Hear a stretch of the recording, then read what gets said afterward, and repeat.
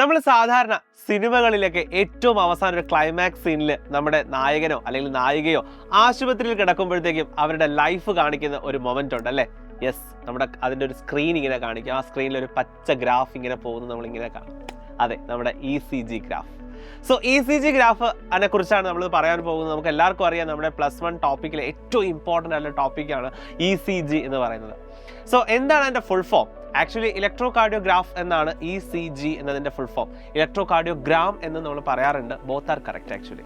So ECG എന്ന് പറയുന്നത് നമുക്കൊരു ECG മെഷീൻ ഉണ്ട്. അതിൽ നിന്ന് കിട്ടുന്ന ഒരു ഗ്രാഫിക്കൽ റെപ്രസെൻറ്റേഷൻ ആണ് which represents the functioning of our heart.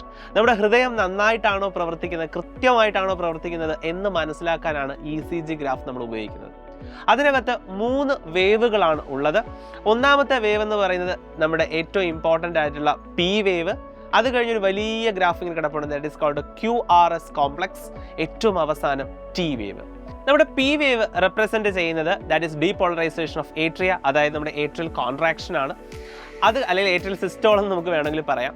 രണ്ടാമത്തെ QRS complex actually depolarisation of ventricles ആണ്. ദാറ്റ് മീൻസ് നമ്മുടെ വെൻട്രിക്കിൾസിൻ്റെ കോൺട്രാക്ഷൻ അല്ലെങ്കിൽ സിസ്റ്റോൾ ഓഫ് വെൻട്രിക്കിൾസ്.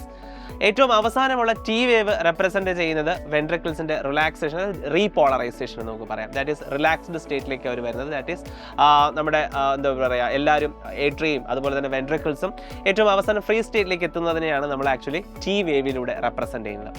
സോ ഈ 3 വേവുകൾ എന്തിനൊക്കെയാണ് റെപ്രസെൻറ്റ് ചെയ്യുന്നതും ഏതൊക്കെ വേവ്സ് ആണ് നമ്മുടെ ഈ ഒരു ECGയിൽ ഉള്ളത് എന്നതും അതുപോലെ ECGയുടെ ഫുൾ ഫോം, ഈ 3 കാര്യങ്ങളായിരിക്കും നിങ്ങൾക്ക് എക്സാമിന് ചോദിക്കുന്നത്. സോ നന്നായിട്ട് പഠിച്ചു വയ്ക്കൂ. ഏറ്റവും ഇമ്പോർട്ടൻറ്റ് ടോപ്പിക്കാണ്. മറ്റൊരു വീഡിയോയിൽ നമുക്ക് വീണ്ടും കാണാം. Till then bye.